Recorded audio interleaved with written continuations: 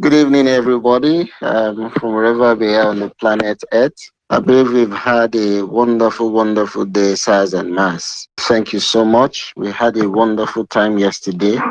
If we all don't mind, I'd like to say, do we still have questions from yesterday or from all that we have done? We welcome all who have just registered. You're welcome to school. Welcome to the 100-day tomato challenge. Good evening, everyone. Welcome. Good evening. Good evening. You're all welcome to today's masterclass. Yesterday was really, really wonderful. And I know that today is going to be even better. We are getting closer to our goal of being able to plant tomatoes like a pro. Mr. Olomide is having some challenges with his network. I just spoke to him now. That's why he's been silent. So while we wait for him to resolve that, I would just like to make an announcement that is an assignment for all of us.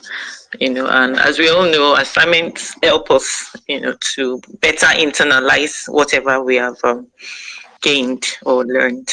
So, as a follow up to yesterday's masterclass, where we learned that microbe farming is what organic farmers really do to be successful. They have to be able to keep that balance so that they maintain healthy and fertile soil. So, as an assignment, we would have two questions that we would answer. I'm going to post the questions will be posted on a group that we're going to join for the purpose of the practicals. But I'll just mention that now. Two questions. Number one question: what if microbes went on strike or downed tools? What would happen? What would be the ramifications? What would happen to life on Earth? I mean, um, just any whatever comes to mind or whatever we can research. Let's just ponder it and have an answer. Then a second question or assignment is an organic farmer a microbes farmer? If yes, why? If no, also state why.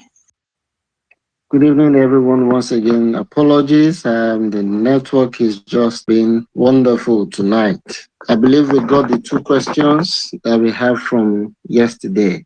As we know, in Nigeria, the past 3 days, the nurses and midwives have been on strike. And if you had someone in the hospital that you're managing, I'm sure you will know how it feels. I have one currently, and though they've called it off now, and that's why the question is, if microbes should go on strike, what will happen to life?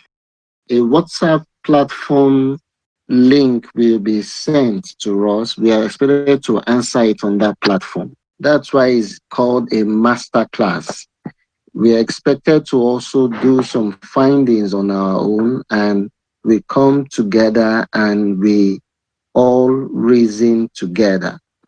So that's one part. The other part of the question is an organic farmer a microbe farmer? And that's what we need to answer. So we are not to answer it now.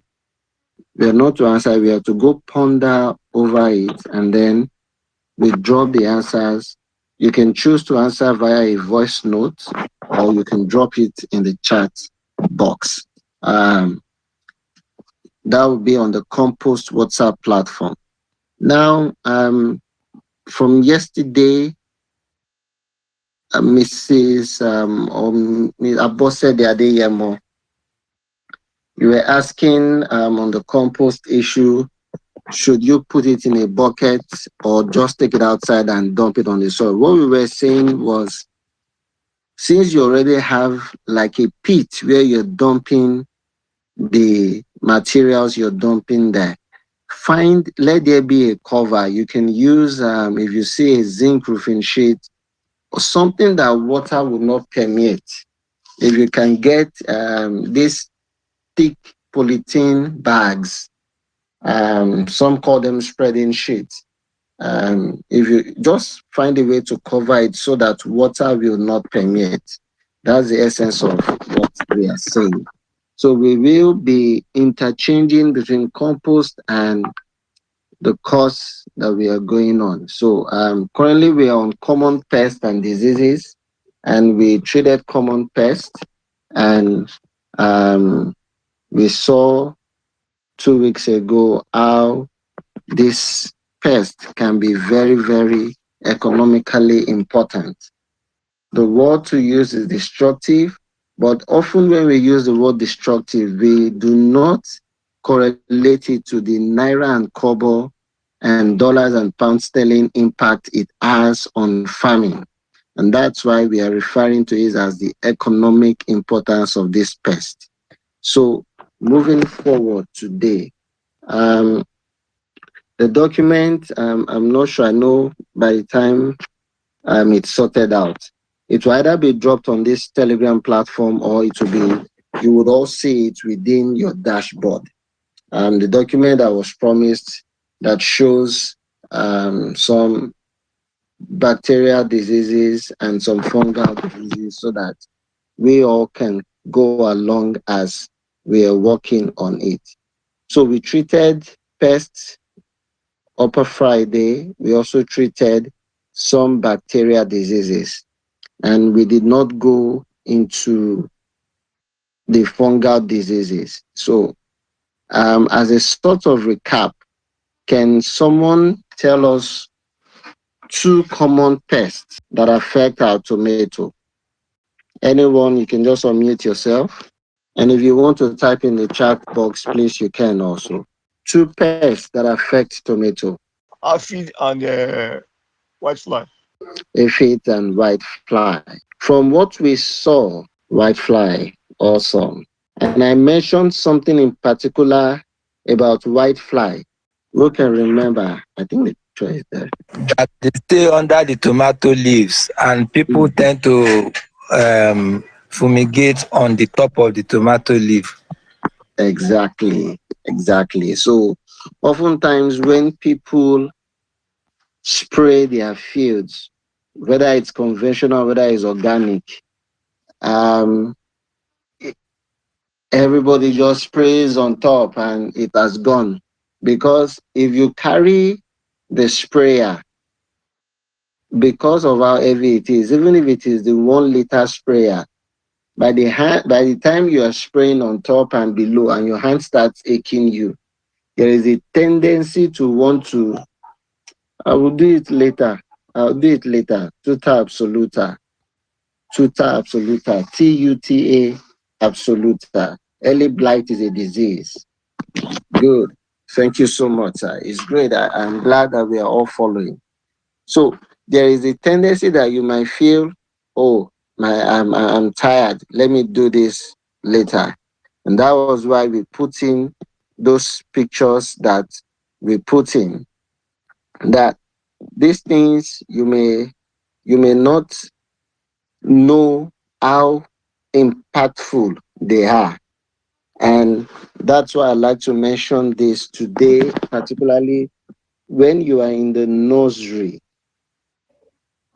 When you are in the nursery, you must take note. We've had um, how to protect, how to prepare some biopesticides. We've had how to prepare some biopesticides. So let's take note of that. But I like to add this also. When you are in the nursery, you must ensure you protect your seedlings from biting and chewing insects. They will just finish the leaves, and that's why the nursery is very, very critical.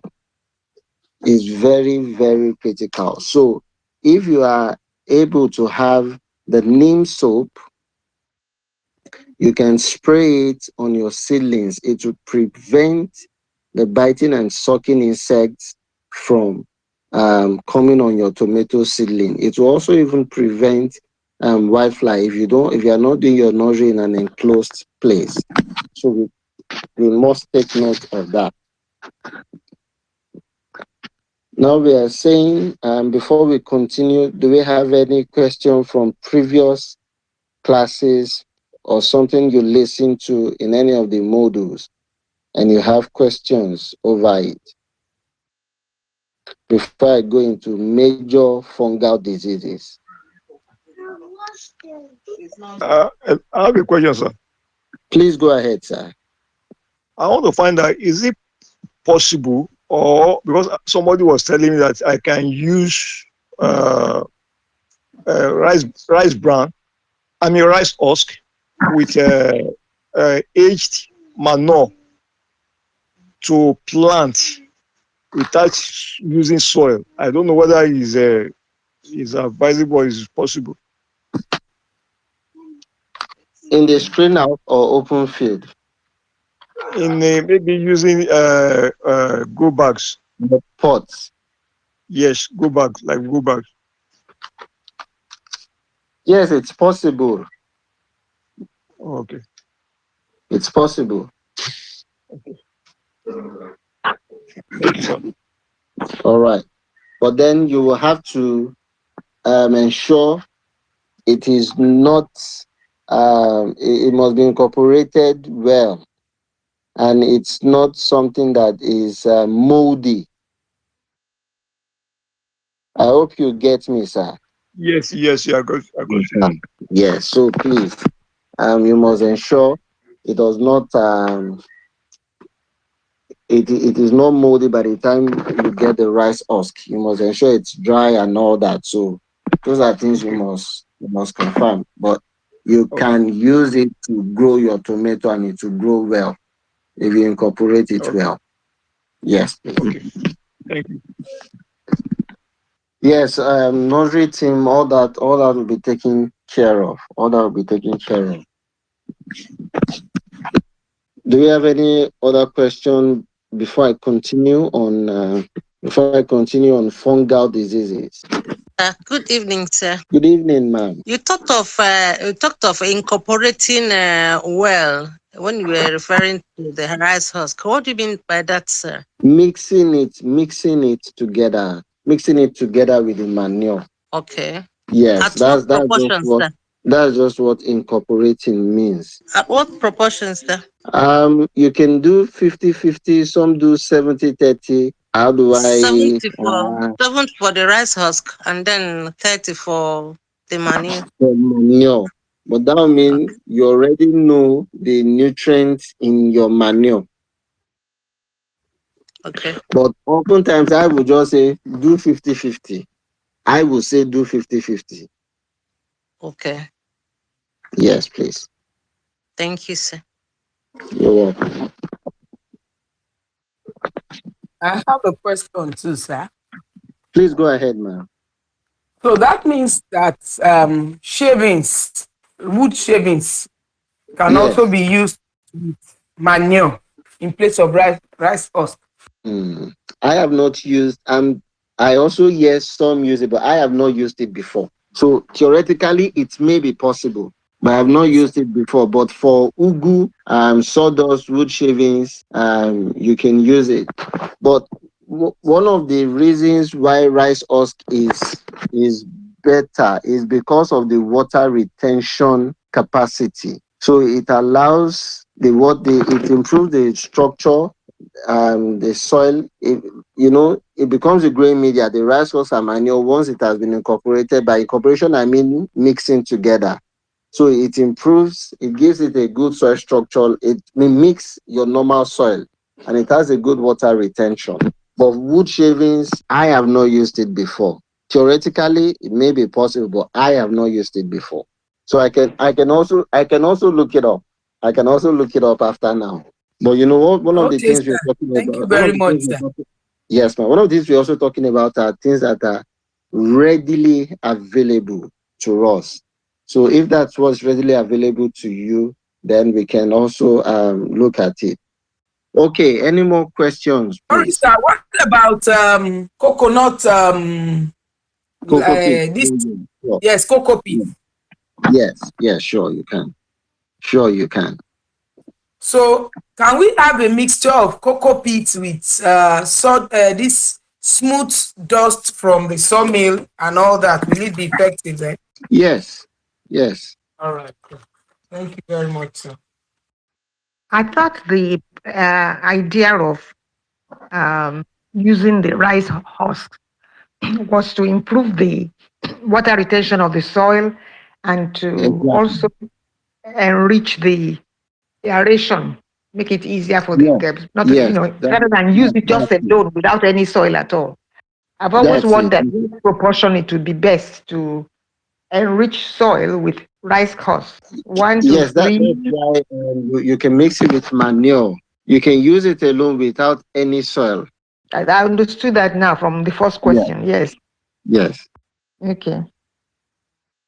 Okay, fungal diseases. For bacterial diseases, we talk about bacterial spot lesions. I sent in some pictures. Um, we talked about the bacterial canker lesion.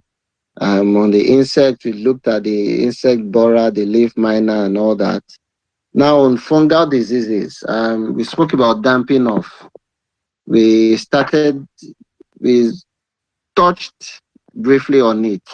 But when we talk about fungal diseases, they are usually caused by fungal pathogens which multiply by spores. And these spores are very, very light. They are carried by wind, or, like I was saying, we humans ourselves. When we come to the farm, and that's why I said your farm, your garden is not a tourist center. Anybody who wants to look at your garden, let them stay afar off and look at it. So it's not a tourist attraction. It's serious, serious business. We don't take agriculture as just agriculture. It's agribusiness. So where they germinate and grow directly into the plant tissue, that's what fungal pathogens does, and then they create diseases. Now, damping off is caused by the pathogen, the Rhizoctonia solani, and what it does is it damages young seedlings, often in the nursery or at times on the field, and you will just find out that the seedling is turning black, or at the junction where the roots and the stem meets, it will just start drying up, and then the whole plant will start wilting, because at that junction where the top of the soil is, where the stem meets the root, it will just start drying sort of. And one of the things that causes damping off is when you have high humidity and excessive moisture, that leads to damping off. So even when you're watering your plants, you must ensure you do not make it soggy. When watering your seedling in the nursery, ensure it is not soggy. Ensure that it just waters it, that the surface, the water goes down before you leave there. If you water and then you have water retaining, please find a way of draining it off before you leave there. Another thing is soil sterilization. It may be that you still have some of these pathogens in the soil you want to use to do your nursery, or the soil upon which you're planting. So one of the ways to control damping off is soil sterilization, avoid excessive moisture and humidity. In the document that will be sent, you go through it. You will see it. It's a Word document, but the picture is there and well labeled. Now, fungal wilt. This is you have wilting, and when we were talking about terminologies, we talked about wilting. Wilting is when the plant just begins to dry. But this drying, we must take note that it can dry by the leaves. The leaves will still remain green for some. For some, the leaves will become yellow. So when you see your plant wilting, the color also matters a lot. So for fusarium wilt, what happens is that the plant wilts and the xylem starts becoming yellow. Now, you have two type of these fungal wilts. There is one caused by Fusarium oxysporum, and there is one caused by Rastonia solanacerium. Don't mind our speaking in tongues and all that. But there is a difference in the two, and that's how at times when you go to a field and then you just see the plant and then you just say, this is the cause. It's because we're able to know some of the description and the symptoms that comes along with each of these things. At times we may have to take the plant sample or even the soil sample back to the lab to confirm. But it's just like um, will I use this example of a young lady who is active and then wakes up in the morning and begins to have morning sickness, and the eyes are somehow and the hands are turning white. Of course, any mother, the next thing is, this girl, you have become more than one. So that's because you already know all the symptoms. And that's why one of the things we said was know your crop, know to the best of your ability certain symptoms. And that's why we are doing all this before we begin sending out the starter packs that contains our seed, our compost, our biofertilizer, and the biopesticide. Now, I said for Fusarium oxysporum, that is the fungal wilt. What happens is wilting, but it's for Fusarium oxysporum, it wilts with yellowing. While for Ralstonia, it will wilt and turn brown without any yellowing. Now, how do we control this?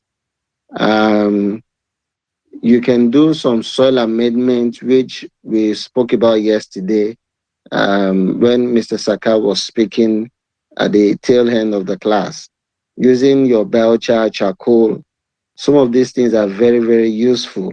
You can also intercrop. You can intercrop your tomato.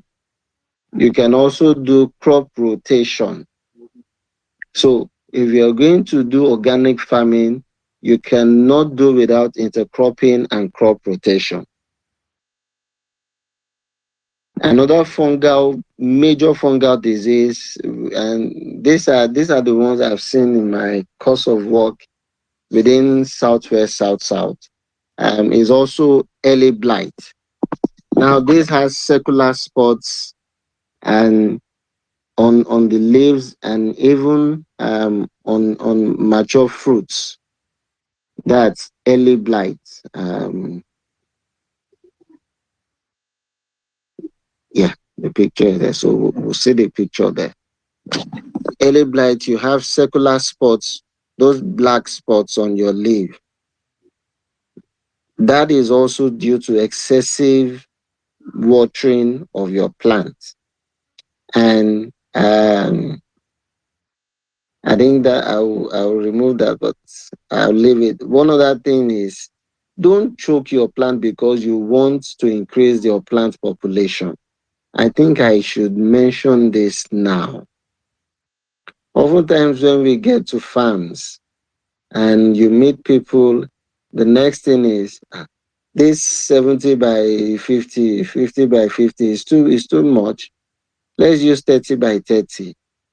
Now, when you have closely packed plants and the leaves begin to touch each other, transfer of disease and disease spores is very, very rapid than when they are well spaced. And that's where intercropping comes in. Even if they're going to touch another plant, you have another plant totally in between that sort of breaks that cycle. So we must ensure good spacing on our plants, and that's especially for those who are going to be the seedling growers, and at the end of the day, we would want to go into commercial production of tomato. So we can see the first three diseases I have mentioned for fungal diseases: damping of fungal wilt, early blight. It has to do with excessive moisture.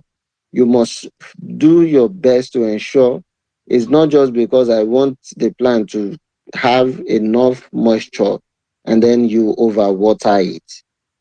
That's early blight. That's early blight. You now have late blight, which is caused by Phytophthora infestans. This causes small lesions on stems, on leaves, and even on the fruit. And in order to manage this late blight, we must ensure that we monitor the field regularly. We must ensure that we monitor the field regularly. It's very, very critical. So I was saying your plants will talk to you. When they begin to feel these constraints, they will begin to react. So you can also have protective fungicide. The key things to disease is early detection, prevention. Preventive is always the best. For organic farming, organic farming deals with preventive measures majorly rather than curative. Of course, it has a curative, but by the time you take all the measures in place, you're sure that you can always have more and more. Sorry, Madam Ife, the network is wonderful tonight. Um, so that's for late blight. You can also have, yesterday also it was mentioned, Trichoderma azanium, Trichoderma viride. All these are naturally occurring microorganisms that you can use using molasses and what's the name of this material? I've forgotten right now. Please pardon me. But these are things that we can always produce. And that's why don't let anybody, because we are calling the botanical names and then they tell you, oh, you're also doing GMO. Please, you're not doing GMO. What you're taking advantage of are naturally occurring microorganisms. These are abundant in nature. Now, for blight, I've mentioned early blight, late blight, and then you now have one that is called southern blight. Um, that is caused by Sclerotium rufsi. Now, this disease, what it causes, when I was talking about wilting, I said for some, they will wilt, they will first turn yellow, and then they will go brown.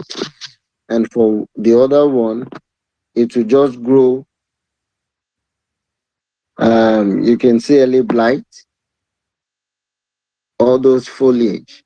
Now, for southern blight, what occurs is rapid wilting of the entire plant. So, what you will have is, yes, please. You said I heard the early, and then the second is what? You have early blight, Yeah. late blight, and Yeah. then southern blight. Southern. Southern, yes. How As in what? south. Early blight is caused by Alternaria solani. Their causative organisms differ. Mm-hmm. Document will be shared with us. We can always go through it.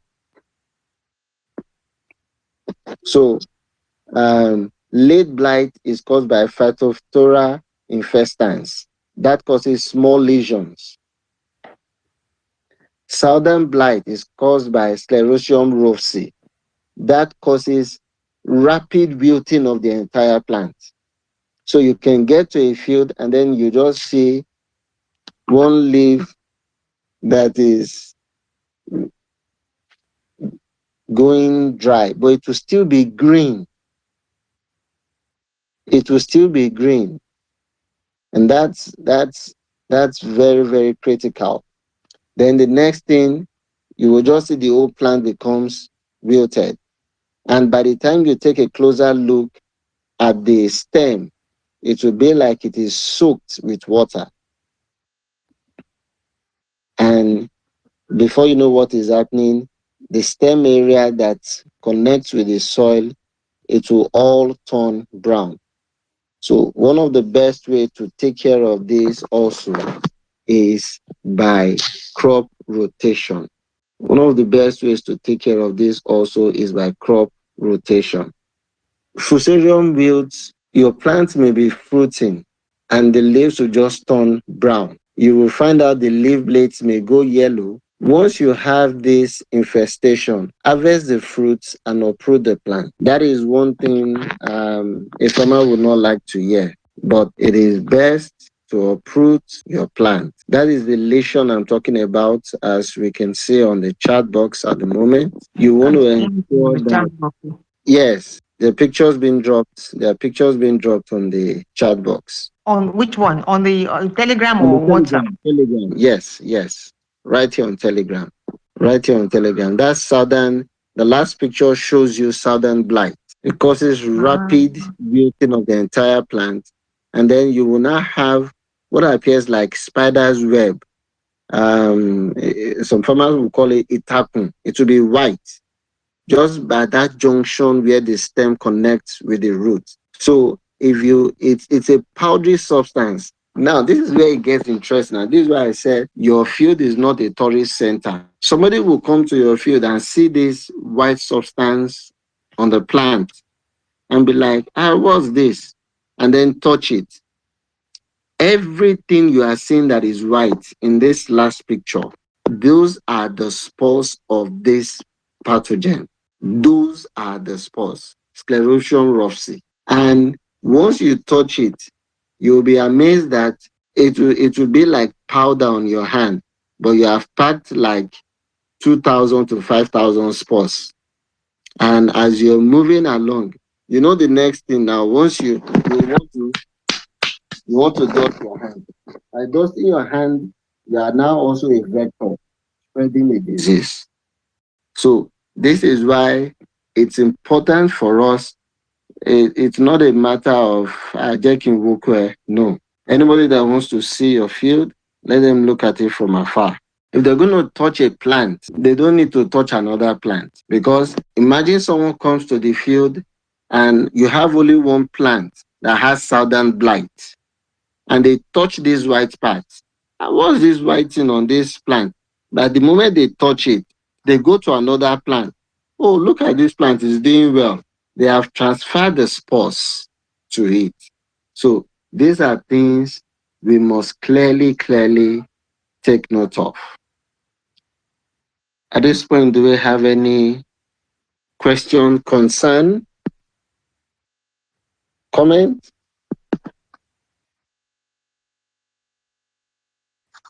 Good evening, sir. Good evening, ma'am. I just want a clarification. You said water should not be retained, but usually we read on the net that you can actually invert plastic bottles into your plants and pour water, and that will feed it slowly. Wouldn't that be? Yeah, that's not what I mean. For you to now have a puddle of water on your plant surface. That's what I'm talking about. Okay. Yes, Thank you. yes. Thank you, sir. Hello, sir. Well done, sir. Yes, sir. Thank you so much. So how do we really get rid of those southern flies, the whitish stuff? Have a nitrogen based fertilizer, and I'm not just you can conventional. Of course, there is a nitrogen based fertilizer and co. But because we're talking about organic farming, you have your manure. Your poultry manure is very rich in nitrogen. So you can ensure it is well cured. You can apply it. Another thing is before you transplant the seedling, treat the soil with fungicide. Treat the soil with fungicide, and so many biofungicides has been mentioned by Mr. Saka. Please go back to those modules. So many. We can also home prepare them. We must just be ready. And that's why for the brother who was asking yesterday on commercial farming, these are the things you must get ready to get all the materials ready. I said organic farming deals more with preventive than curative because you foresee. So you want to take care of everything. And what that does is it brings disease occurrence to the barest minimum so that when it comes, you're able to treat it without excess damage to your plants. So, number one thing is treat your soil before you transplant with fungicide. Number two, ensure you apply a nitrogen rich fertilizer. Number three, crop rotation. Crop rotation. For example, if you have planted tomato on a field and after harvesting by your third month, fourth month, some may even last maybe fifth month. By the time you finish harvesting, don't say because you're very excited with the yield you have, you're planting tomato also immediately. No, you need to plant another crop that will break the cycle of pest emergence or disease emergence because some of these things also develop over time. So that's a control for southern blight. All right, sir. Thank you, sir. Please, I also want to ask, when you said that we should harvest the tomato immediately, even when they are not ripe. When you have a diseased plant, the Yorubas will say, if one small wahala, if one big wahala throws you on the ground, small wahala will start climbing your head. If you don't want to lose those fruits to fruit borer, to all these insect worms, please harvest the fruits. If you look at the picture, the second to the last picture, the second to the last picture, Fusarium wilt symptoms caused by Fusarium wilt pathogen. You will find out you have ripe fruits underneath the leaf that has already turned brown. Now, these pictures are my own life pictures. Now, what should have been done was to have harvested these fruits immediately. But one may say, oh, let me wait for it to become ripe. But the danger there is if you leave it to become ripe, the spores from this disease may be on the fruit. By the time you're processing, that's how you also have seed-borne diseases. So at times when people wonder how you plant a seed and then you have issues with the seed, it's because you also have seed-borne diseases. That's why commercial seed companies, they treat the seeds when going out because you want to avoid seed diseases as much as possible. So that's what I mean by harvesting. You can harvest when it's at immature stage, but Thank you. it's not in all cases you harvest at immature case. This is just because it's you have a disease occurring. But I know farmers. I remember going to Erio Ekiti, and they have this one room where the farmers will congregate, and it's because of pilfering. People were pilfering. You had marauders coming into the farm, and from their homes, we had to trek 1 hour to get to their farm. So at times they will get to the farm and then they find out the fruits have been harvested. Now, what they will do is once the plants are mature, they are physiologically matured. They are not yet turning color, they are still green, but they show signs of turning color. They harvest them, and then they take them into a room, and they close the window, and they shut the door.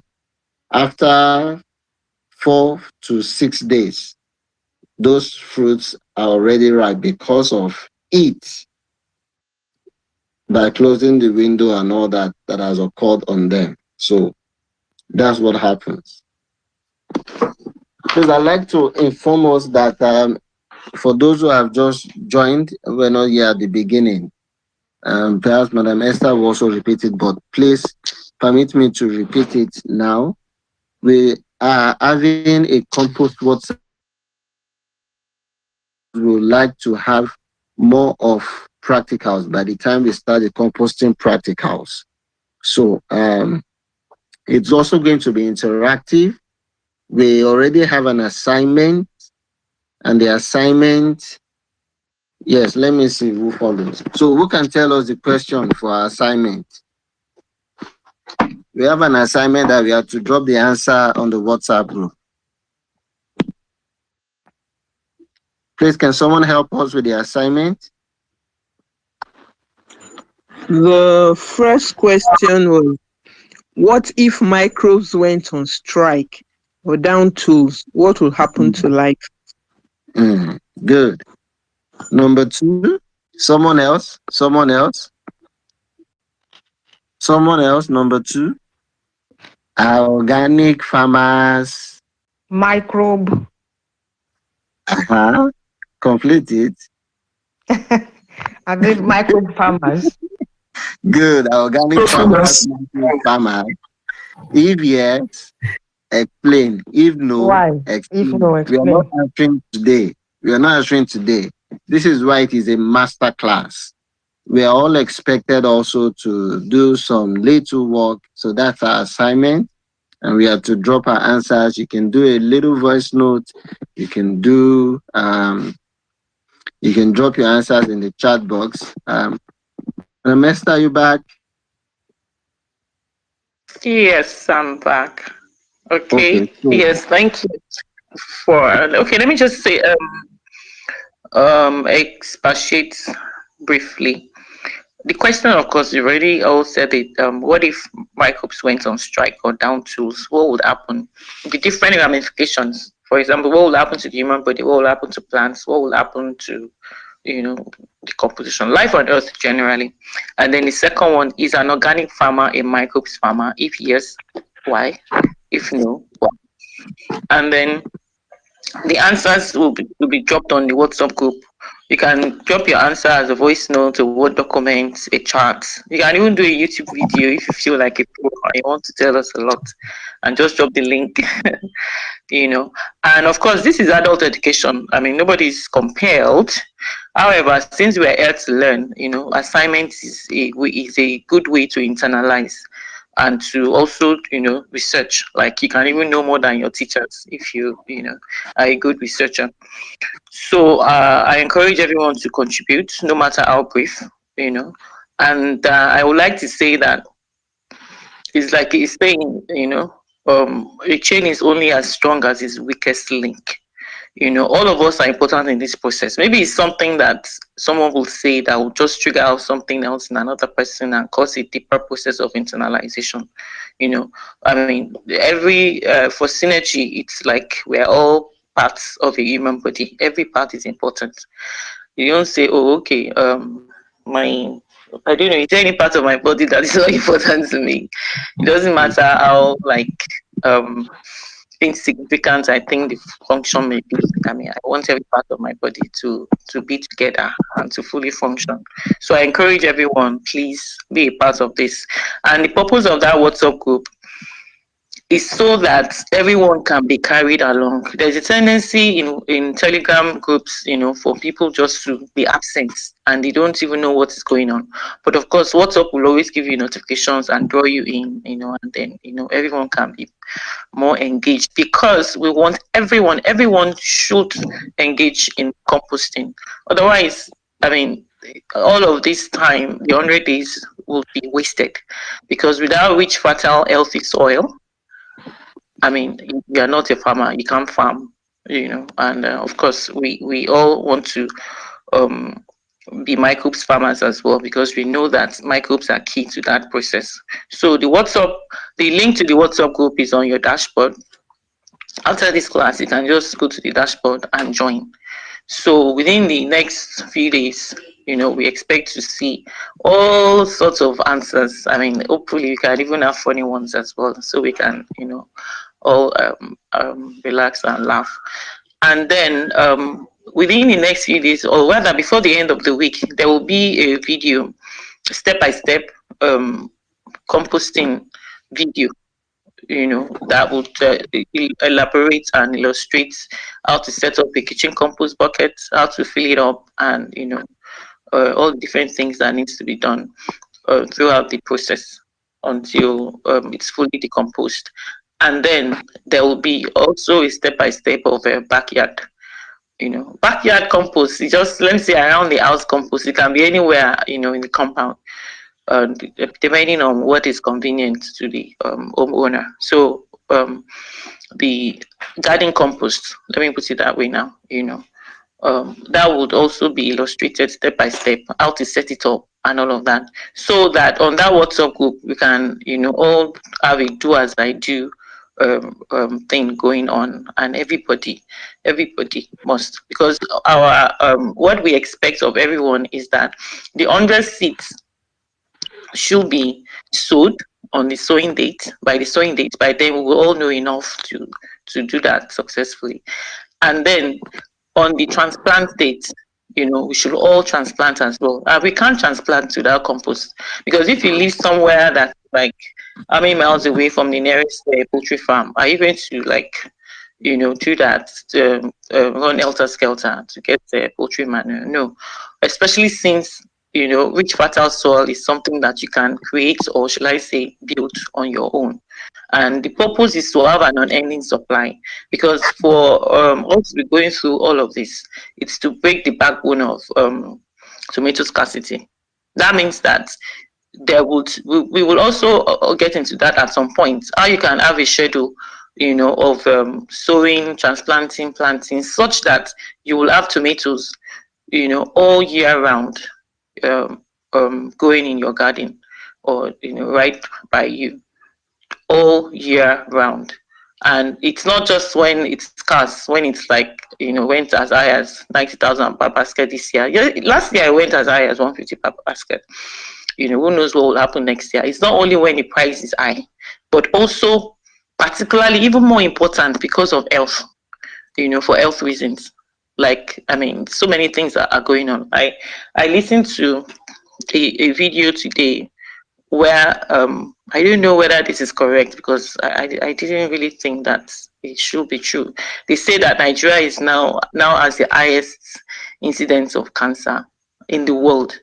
I mean, I would have thought that would be America, or some of these Western countries where they consume more of all these GMOs. But whatever the case may be, I know that, I've heard that severally from some people that, cancer, the rate of cancer in Nigeria is now really, really high, higher than it has ever been. And of course, cancer is what we consume. It's in the food that we eat. So when we are not careless about what we eat, when we are determined to control our own food supply, we save ourselves, a lot of pain. We save ourselves, a lot of unnecessary expenditure, trying to manage a disease that is even incurable. God forbid, that will not be our portion in Jesus' name. Okay, so I mean, majorly for health, really. I mean, even if it's just health and not just the avoiding the high costs, it's enough reason to make sure that we follow the schedule to be able to have year-round tomatoes, season in, season out, and then, as well as, of course, we are going into all other fruity and leafy vegetables as well, so that we can all control our food supply. So composting, I'm just saying all of that to emphasize, the role of composting, because for you to have year-round food crops, your fruity and leafy vegetables, that means you must have year-round compost. So it is so important. I can't overemphasize it.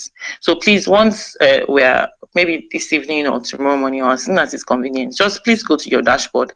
There's the link to the composting practicals WhatsApp group is there, and then drop your your answers, even if this is or whatever. Well, at least everyone should please drop something, just to encourage others and so that we can all learn together.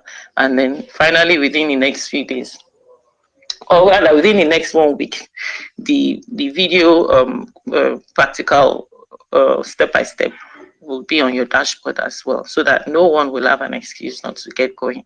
And of course, in the group, we will all be gingering one another. Okay, so that's that. Over to you, Mr. Olomide.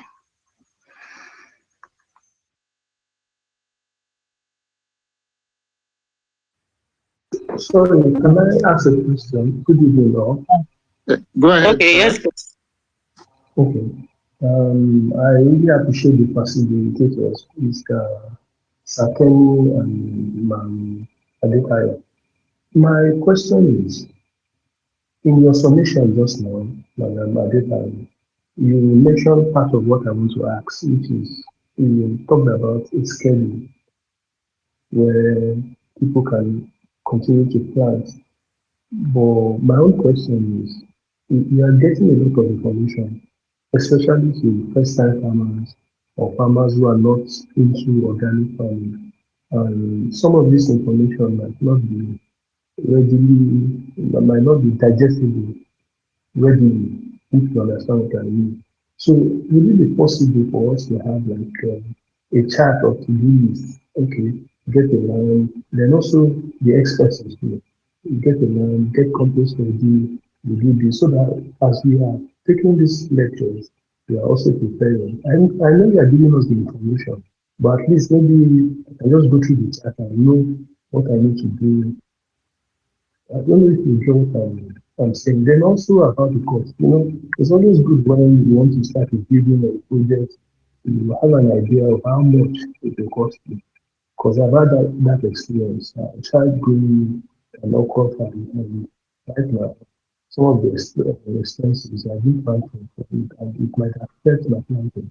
So, as we are getting this important knowledge, can we have a schedule of to do this financial company expenses you are going to expect? So that's my question. Thank you so much, sir.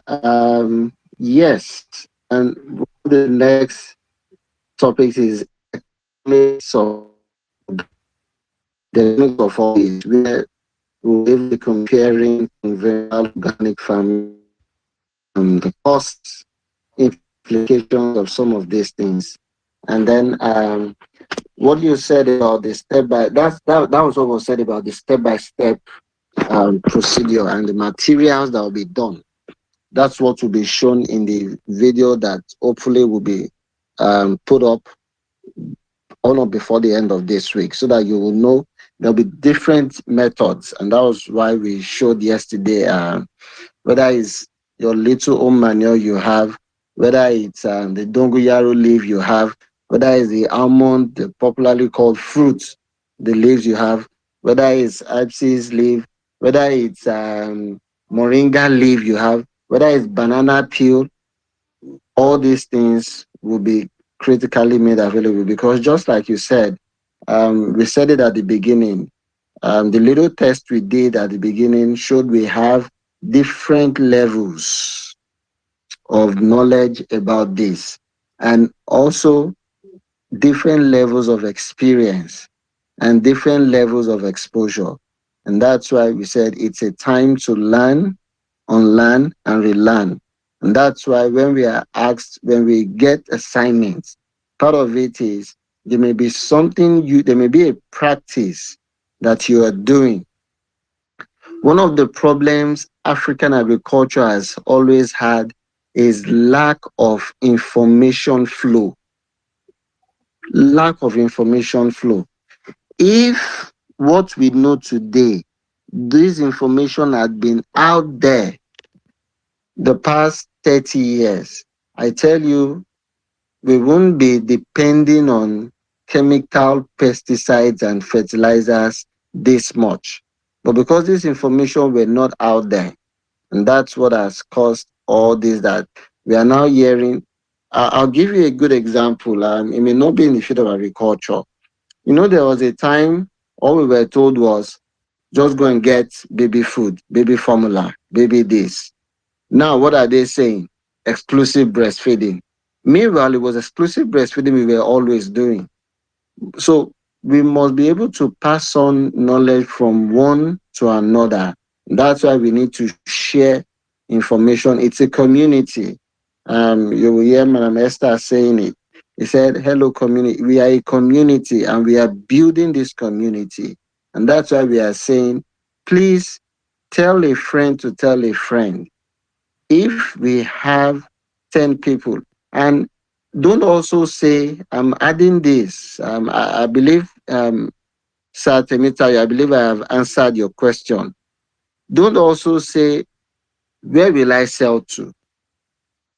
The market is abundant. The market is so abundant.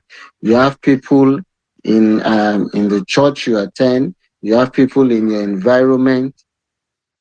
You will be amazed if people know that they can get fresh fruits from you. And now we are not just talking about fresh fruits, we're talking about fresh and organic fruits. And that's why we won't just be doing tomato alone, we'll be doing other crops. The thing one has seen is very scary. There's a popular market in Ibadan that we went and Sorry, Mr. Olomide, if I will just pause you for a moment so that I don't lose that train. I wanted to contribute something. Talking about the market now, the plan for this community is to support the end to end, from one end of the value chain to the other end of the value chain, agribusiness. What I mean is that all of us, as many as possible, of course, we want everyone to be involved in growing. Then also, because it's food, we're also all involved in eating. So it's going to be end to end. Whatever we grow, we will also have our buyers within the community. And I know that there will be so many people that will even want to join this community, not because they want to go, but because they want to have access to organic food.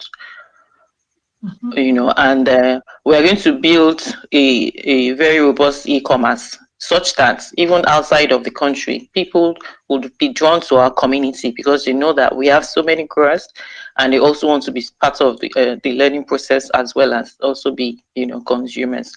So the e-commerce part will be up possibly over the next few weeks, but definitely before we start our harvest.